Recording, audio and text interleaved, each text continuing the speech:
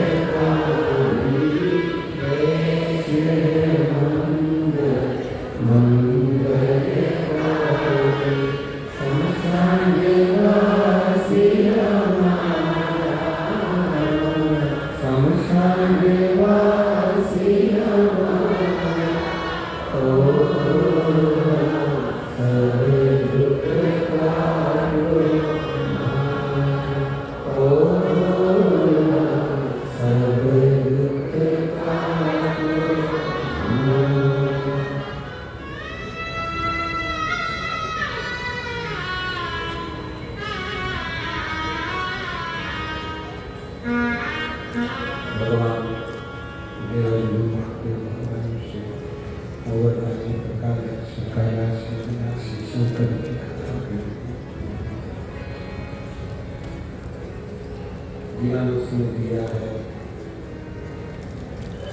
उसके दिए तक आप और हम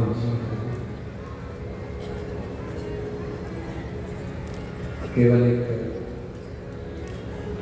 भगवान का भजन, ईश्वर पर भरोसा, दृढ़ता, जीवन का एक आनंद,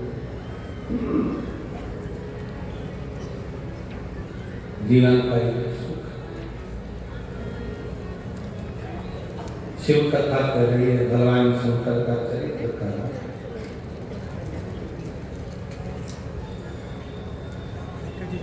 भगवान देवदेव महादेव का चरित्र कर रहा है कि ऐसा संसार में कोई नहीं जन्मा जिसके प्राण नहीं जाएंगे,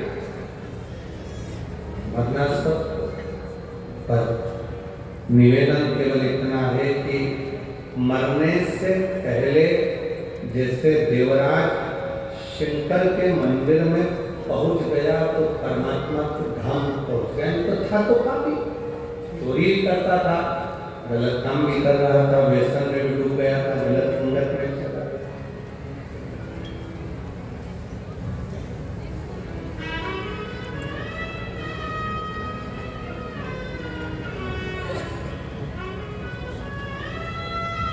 आज का व्यक्ति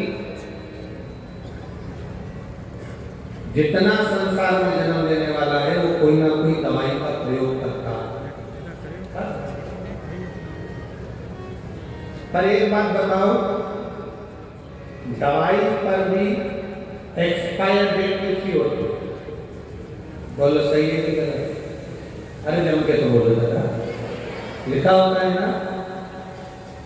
2022 में बनी है, 2024 में 12-24 में ये एक्सपायर हो जाए। मेडिकल पर्सन लेकर आते हो और वो तुमको एक्सपायर दवाई दे दे तो तुम लाओगे क्या? अरे जम के तो बोलो जरा। उसका कोई महत्व नहीं, उसका कोई महत्व ही नहीं, उसको लाकर करोगे। मतलब जो दवाई आपको जिंदगी देती है वो दवाई भी एक दिन मर जाता है, वो दवाई भी एक्सपायर हो जाती है।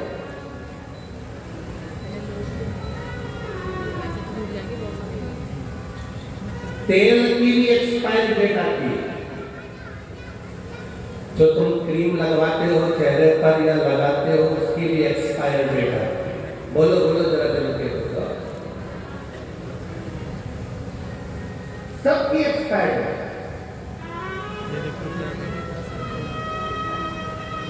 फ्रिज खरीद कर लाए, उसकी भी गारंटी कार्ड आया है, 1 साल तक की जवाबदारी हमारी, उसके बाद एक्सपायर हुआ तो हमारी थी। हर चीज की एक दवाई भी अगर खा रहे हो, दवाई भी ला रहे हो, छोटी सी पानी की बोतल खरीद कर लाए हो, पीने का पानी का बोतल लेकर बैठे हो, उस पे भी लिखा हुआ एक्सपायर डेट।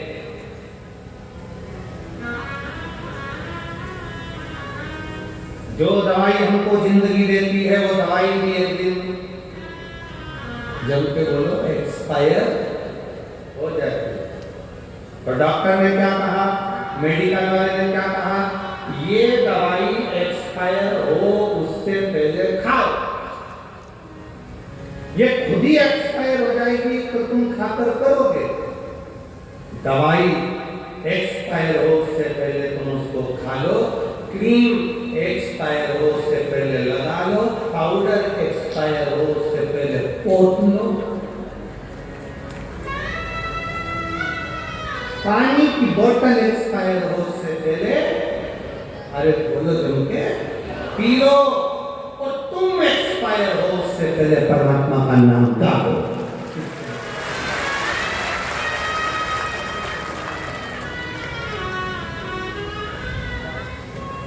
सबकी तारीख आखिरी है, आती है, लिखा है, बस अंतर इतना है बोतल पे लिखी होती है, दवाई पर लिखी होती है, क्रीम पर लिखी होती है, सामान पर लिखी होती है, पर मनुष्य को नहीं मालूम कि उसकी एक्सपायर डेट कब की है, लिखी सबकी है। इसलिए शिव कथा कहती है, भगवान शंकर कहते हैं, ये तारीख को लिखी है, इसको जो भगवान ने समझ दिया है इसको इतनी अलमस्तता से इतने स्मरण से जियो, भक्ति करते करते अपने जीवन को जीने का प्रयास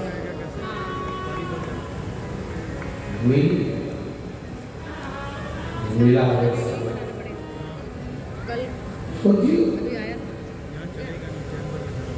दवाई एक्सपायर हो उससे पहले उसको, पानी एक्सपायर हो उससे पहले बोतल एक्सपायर हो सकती है, और मनुष्य एक्सपायर हो उससे पहले भगवान की रियल भक्ति को जाओ,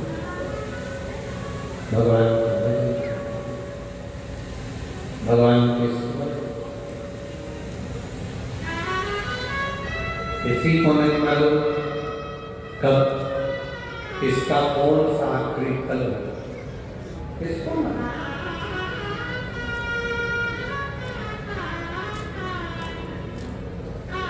मेरे भगवान भोलेनाथ से, मेरे भगवान से, शिव से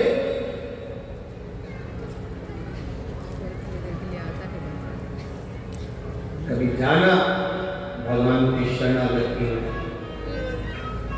उनसे कहना बाबा बुढ़ापा देना, पर बुढ़ापे में पलंग मत पकड़ा देना, बुढ़ापा देना तो हाथ में माला पकड़ा देना, पर पलंग मत पकड़ा। बुढ़ापे में अगर माला पकड़ा दी तो चल जाएगा, पर बुढ़ापे में पलंग पकड़ा दिया तो नहीं चलेगा। बुढ़ापे में अगर पलंग पकड़ा दिया तो ना मैं चल सकती ना फिर सकती, दूसरे के मोहताज होकर जिंदगी जीती हूँ। मेरे बाबा, मेरे शंभू, मेरे शंकर अगर बुढ़ापा देना तो हाथ में माला पकड़ा देना, पर पलंग माला पकड़ाओगे तो एक दिन में तेरी शरण में चली जाऊंगी और मेरा जीवन स्वर्गमय हो जाएगा। अगर पलंग पकड़ा दिया तो ये स्वर्ग नहीं है, जीवन नरक। जिनको पलंग पर पकड़ा हुआ देखते हो, पलंग पर तड़पता हुआ देखते हो, आईसीयू में पड़े हैं, वेंटिलेटर पर पड़े हैं, मौत भी बड़ी बीमारियां शरीर में हो जाती है और वो मौत को मानते हैं, भगवान को उठा ले, भगवान को उठा ले। भगवान भी नहीं उठाता। तेरा विचार करिएगा, भगवान से प्रार्थना करना कि बुढ़ापे में मुझे पलंग नहीं माला पकड़ाना, पलंग पकड़ाऊंगा, पकड़ाओगे तो मैं तेरे दरवाजे नहीं आ सकता, पर माला पकड़ाओगे तो इसी भटिंडा में कथा सुनता रहूंगा, पूरी तेरी भक्ति को धारण करता रहूंगा, तेरे भजन को गाता रहूंगा, तेरा स्मरण करता। शिव कथा करे,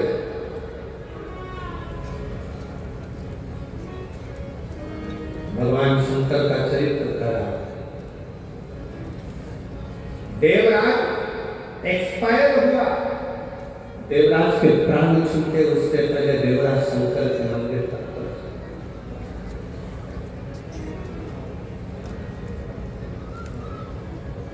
जाते रहो शिवालय,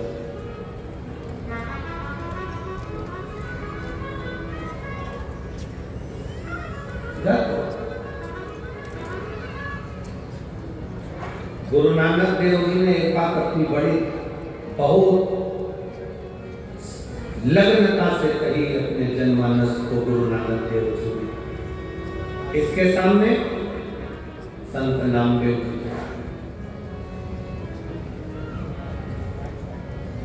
संत नामदेव जी के सामने महाराष्ट्र के वो संत नामदेव गुरु नानक देव जी से मिलने के लिए अपना महाराष्ट्र छोड़कर पंजाब में आकर गए।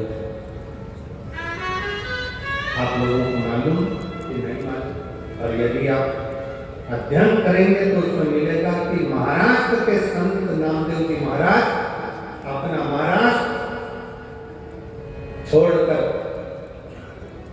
भगवत भजन करते करते विठ्ठल पांडुरंगा, विठ्ठल पांडुरंगा, विठ्ठल पांडुरंगा करते करते पंजाब। और इस पंजाब की भूमि पर गुरु नानक देव जी की संगत करनी,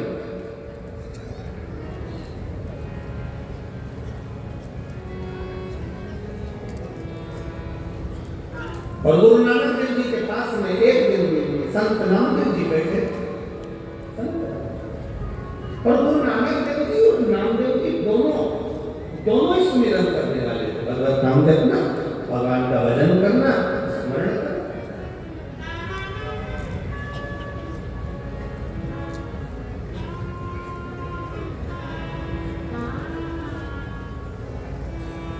एक दिन गुरु नानक देव जी ने नामदेव जी से कहा, नामदेव,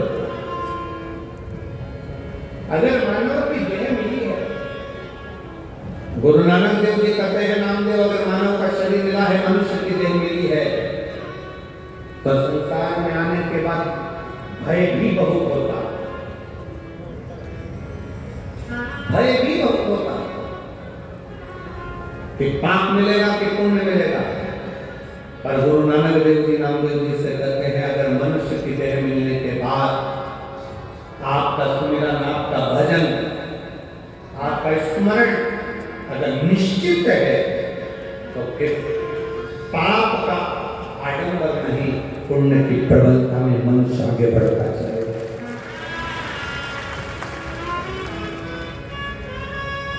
महापुराण कथा करती क्या है? शंकर की कथा क्या देती है? शंकर की कथा आपको आडंबर से दूर कर देती है। शिव की कथा में ना बेल है, ना भभूति है, शिव की कथा में ना श्रीफल, ना नारियल। शंकर की कथा में तो केवल एक काम है, बैठे बैठे भगवान का भजन करो, मौका मिले तो एक लोटा जल लेकर शंकर को समर्पित करो। अपना भजन स्वयं को करना पड़ेगा, कोई दूसरा नहीं करेगा। अपना भजन स्वयं करिए, कोई दूसरा नहीं करेगा। सेनाई का प्रश्न, अपना भजन स्वयं करिए। हमारा स्मरण स्वयं करिए। तो दूसरा, हम पहले भी कथा में कहे हैं, छींक आएगी अपने को खुद को छींकना, खांसी आएगी अपने को खुद को खांसना। अब तुमको आ रही छींक और तुम पड़ोसी से कह रहे छींक, वो छींक भी देगा तो तुम्हें कौन सा फायदा? अपने को चल रही खांसी, पत्नी से कह रहे खांस, तो पत्नी खांस भी देगी तो तुम्हें कौन सा फायदा? पेट दुख रहा तुम्हारा, दवाई खिला रहे बेटे को, तुम्हारा कौन सा फायदा? सिर तुम्हारा दुख रहा, टेबलेट तुम्हें खाना थी, खिला रहे पड़ोसी को, तुम्हारा कौन सा फायदा? शिव महापुराण की कथा गुरु नानक देव जी महाराज नामदेव जी से कहते हैं, अपने को पेट दुखा, अपने को दवाई खाना है, अपन ने पाप किया तो अपने को सुमिरन कर कर उसको धोड़ डालना है, भजन कर कर। तो दूसरा नहीं, स्वयं मत बुरे कर्म करने वरना पछताएगा, भगवान की आँखों से बच नहीं आएगा, तो बच नहीं आएगा। अरे ओ अज्ञानी मत करना, अरे ओ अज्ञानी मत करना, तेरे कर्म का फल भी तू ही पाएगा, जैसा किया तूने तेरे आगे आएगा। मत बुरे कर्म कर बंदे वरना पछताएगा, भगवान की आँखों से तू बच नहीं पाएगा, तू बच नहीं पाएगा। अरे ओ अज्ञानी मत करना, अरे ओ अज्ञानी अपन को खुद भगवत भजन कर,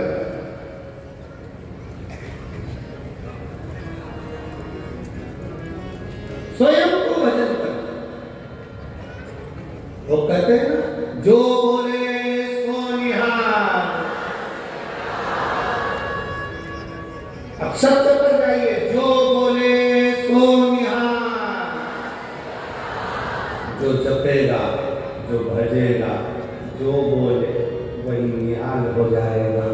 जो जपेगा, जो भजेगा, जो स्मरण करेगा, सुमिरन करेगा, भगवत नाम में, भगवान की भक्ति में, प्रभु नाम में, ईश्वर के भजन में जो डूबा है, सत्य में जो डूबा है, फिर उसे आँच नहीं आती, वो निहाल होता चले जाता है, बढ़ता चले बढ़ता। अपनी भक्ति के बल को बढ़ा, अपने भजन के बल को बढ़ा। एक पत्र है बड़ा सुंदर,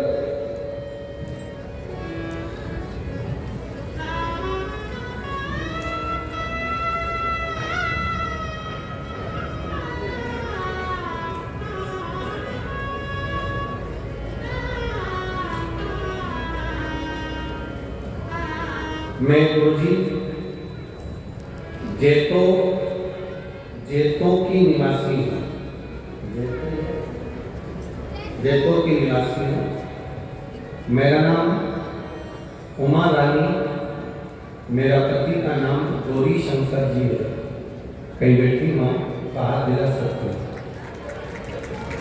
आप ही कई बार वापिस आते जाते। मेरा नाम उमा रानी, मेरे पति का नाम गौरी शंकर जी है। मैं जयपुर की निवासी हूँ। आ जाइए। मैं क्या वर्णन करूं गुरुदेव एक लोटे जल का।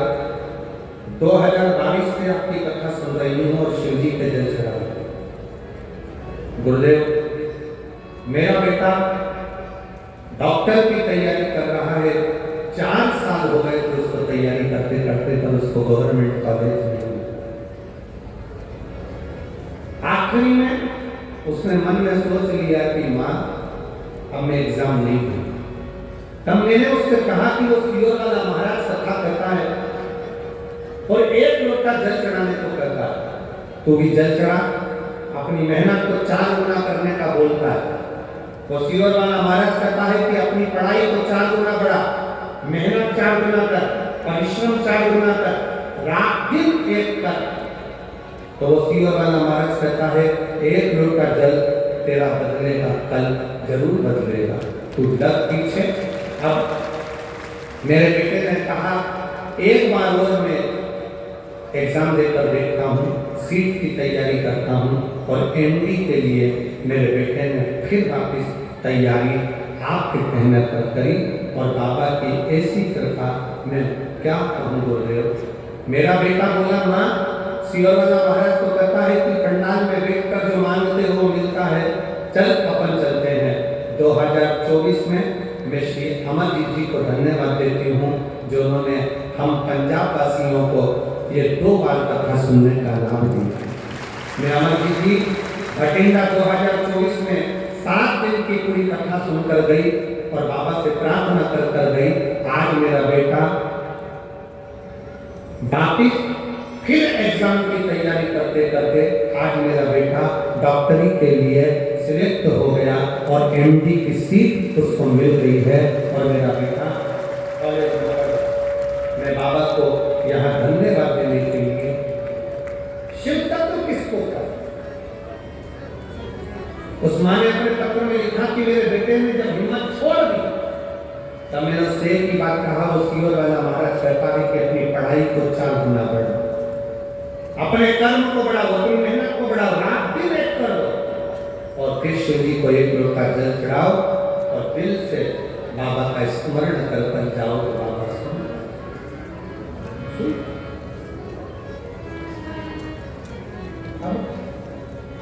आज का व्यक्ति ऐसा हो गया कि वो मेहनत करना ही नहीं चाहता। उसे तो आज के व्यक्ति को ये चाहिए कि कहीं का ऐसा बाबा मिल जाए जो ऐसी घुमा के कहीं ना कुछ फेंक दे और नीचे से सोने के अंडे निकल जाए।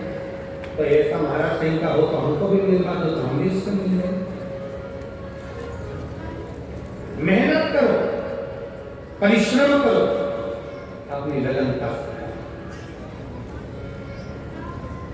करो, करो परिश्रम। बोल बम का नारा है, जम के बोलो जरा, बोल बम का नारा है, सारी समस्या का हल। अब करोगे ना परिश्रम, बिना आडंबर के, बिना दिखावे। आडंबर में नहीं पड़ो, दिखावे में नहीं पड़ो, गलत विचारों में नहीं पड़ो।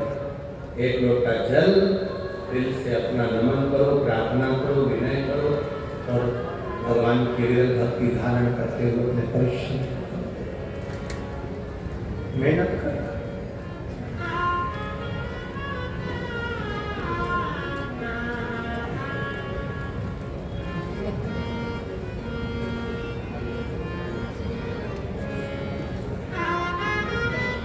शिव कथा करो, भगवान शंकर का चरित्र करो, शिव महापुराण की कथा वर्णन करो। जब विश्वास जागृत हो तो शिव कैसे एकत्र हो रहे, पंखा भी ले जाओ।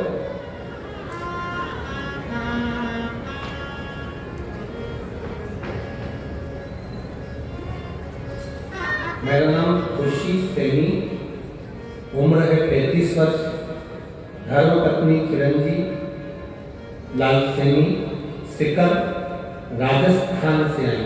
मेरा मोबाइल नंबर ये है, कहीं बैठी हैं आती हैं आ जाइए। पहले एक फोटो देखेंगे, पहले नंबर का। शरीर में एक बीमारी हो गई थी जिस बीमारी का हल डॉक्टरों के पास भी नहीं मिला। एलईडी पर अगर आप देख रहे होंगे तो एलईडी में आप पहले नंबर का फोटो देखिए जिसमें शरीर में जो बीमारी हुई थी उसमें शरीर के खाल निकलना प्रारंभ होकर पूरे शरीर बीच में से फटना प्रारंभ हो गया था चीरे लग जाते थे अपने आप शरीर में और पूरा शरीर बेकार हो गया। दूसरा वाला फोटो, पहला वाला फोटो अपत्य। एक बीमारी मेरे पूरे शरीर में हाथों की ओर से प्रारंभ हुई। मेरे छोटे छोटे बच्चे बोल गए,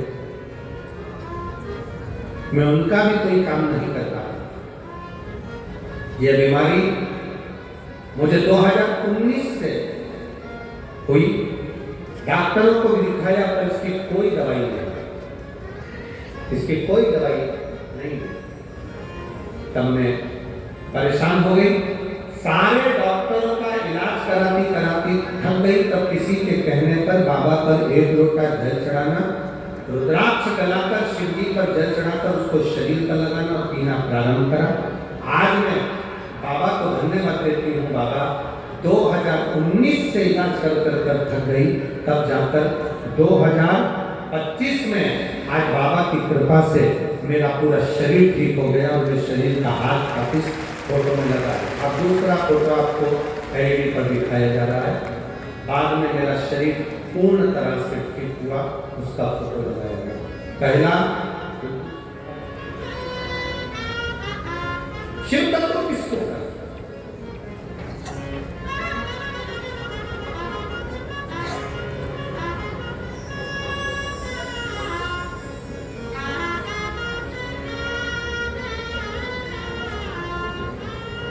बेटा डॉक्टर बन रहा है, एक बार जोर ताली बजाओ मेरी माता के लिए।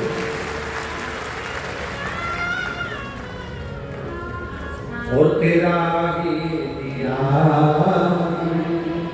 खाया पिया है, तेरा शुक्रिया है, तेरा शुक्रिया मुझे भोले बहुत दे दिया है, तेरा शुक्रिया तेरा शुक्रिया। शिव कथा कर रहे देवराज ब्राह्मण मरने से पहले, एक्सपायर होने से पहले उसने अपने शरीर का उपयोग सब दवाई एक्सपायर हो उससे पहले खाओ, पानी की बोतल एक्सपायर हो उससे पहले पी लो, और शरीर एक्सपायर हो उससे पहले शिव नाम गालो। ये मानव की देह का सबसे बड़ा रास्ता।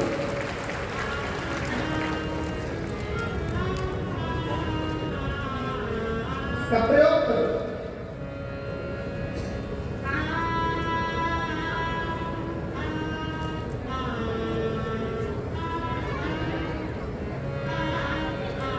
किसी काम की खाल नहीं है, ये मनुष्य की शरीर की खाल। शेर मरे तो उसकी खाल काम में आ जाती है, हाथी मरे तो उसकी खाल काम में आ जाती है, बानर मरे तो उसकी खाल काम में आ जाती है, चीता मरे तो उसकी खाल काम में आ जाती है, हिरण मरे तो उसकी खाल काम में आ जाती है। पर मानव ऐसा पाप कर्म कर कर मरता है कि उसकी खाल भी काम में नहीं आती। खाल भी काम में, शरीर का प्रयोग मरने से पहले शिव नाम जपो, शंकर की भक्ति करो, स्मरण करो, भजन करो, कीर्तन करो, मंत्र जाप करो, अपनी गलनता से करो।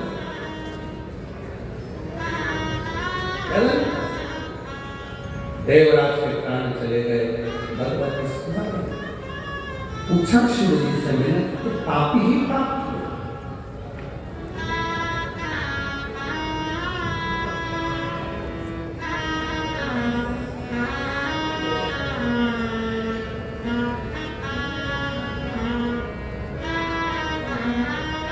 देवराज ने कहा कि मैंने तो अपने जीवन में पाप ही पाप किया, और इतना पाप कर्म करने के बाद भी आज मुझे देवादिदेव महादेव लेने के लिए स्वयं शिव कहा। मृत्यु के पहले, प्राण छोड़ने के पहले आपने कुछ देर की शिव महापुराण की कथा को धारण कर लिया था, इसलिए परम धाम।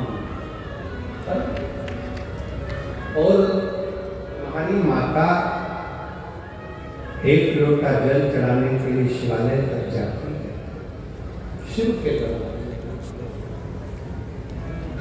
शंकर भगवान के द्वार तक जाती है।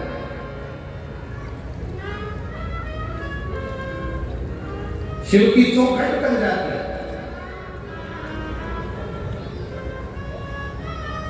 तो शिव कैसे ना देता? फिर वर्णन आया, बिंदुक नाम का ब्राह्मण चोरी का धन ले जाता पानी में डूब गया, मर गया। शिव कथा कहती है 3 तरह से मरे हुए व्यक्ति को वैकुंठ का सुख नहीं। पहला, पानी में डूब कर मरा हुआ। दूसरा, सर्प के डसे से मरा हुआ। तीसरा, स्त्री के हाथ से मरा।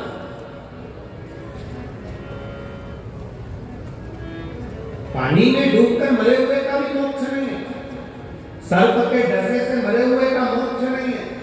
स्त्री के चक्कर में, नारी के चक्कर में, नारी के लिए, नारी के चक्कर में प्राण छूटे हैं, स्त्री के हाथ से मरे हुए का भी मोक्ष नहीं। हम कई बार लड़कों से कहते हैं, ना उनका बेटाओं से कहते हैं, कई बच्चे लोग का कहते हैं उसने मुझे धोखा दे दिया, मैं मर रहा हूं। काय को मर रहा? ये तो संसार सागर है। मनुष्य की देह मिली काय के लिए है? या जितने मिलेंगे सब धोखा देने वाले मिलेंगे। केवल एक वो भोलेनाथ ऐसा है जो जिंदगी में कभी धोखा नहीं देता। वो संसार में जन्म लिया है, दुख भी आएगा, कष्ट भी आएगा, परेशानी भी आएगी, तकलीफें भी आएगी, सब कुछ होगा। आपकी लगन, आपकी मेहनत, आपका परिश्रम आपको मंजिल तक ले जाए।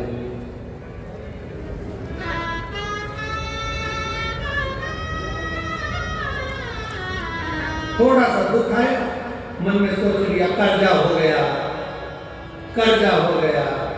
अरे कर्जे का नाम ही है कर करके जा, उसी का नाम कर्जा।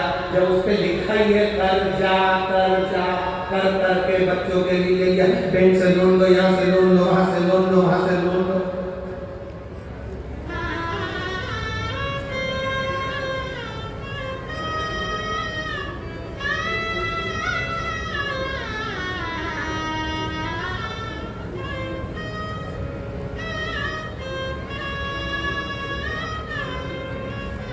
जवानी में लोन, बुढ़ापे में अलोन और बिलोन, बस यही तक की जिंदगी है।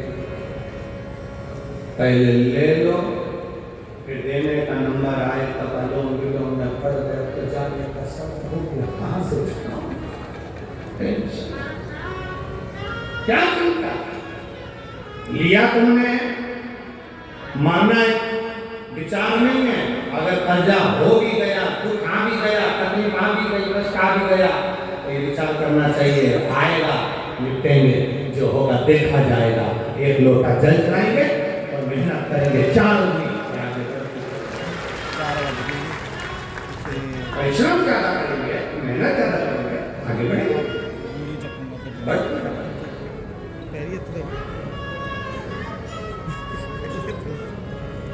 थोड़ा तपना पड़ेगा।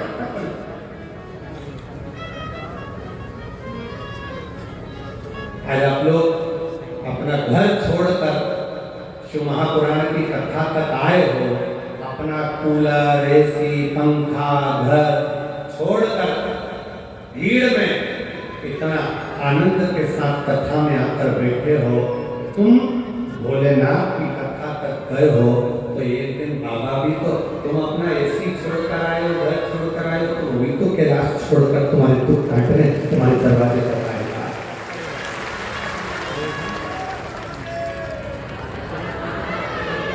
वो भी तो पहुंचेगा।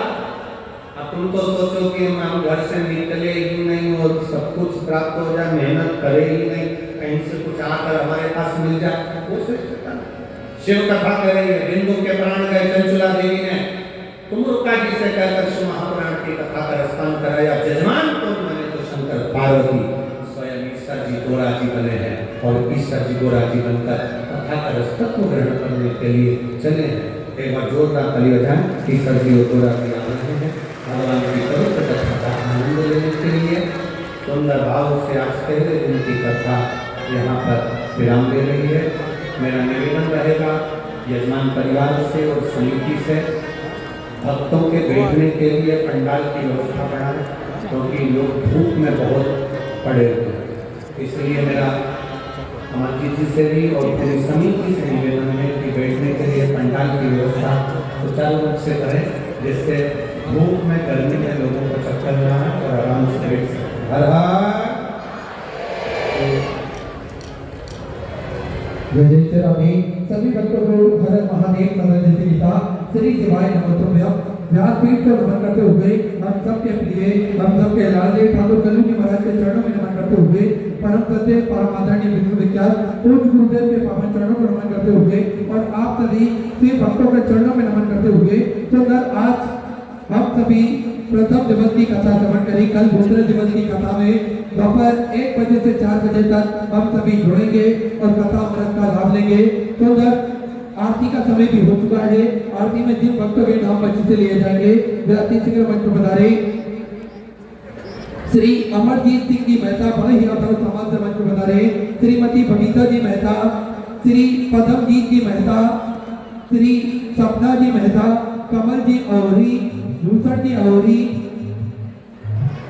ममता जी औरी, नीटू जी औरी, जुनेद जी जिंदल, अशोक कुमार जी, साहिल जी गर्ग, राजेंद्र कुमार, नीलम रानी, मनीष जी जैन, निधि जी जैन, नरेंद्र जी मित्तल, पूनम जी मित्तल, के अग्रवाल, मोनू धूप जी अग्रवाल बड़े ही आदर सम्मान से मंच पर पधारे। सुंदर आरती का आनंद हम सभी मिलकर लेंगे। जय जय श्री राधे। हर हर महादेव। श्री शिवाय नमः। जय श्री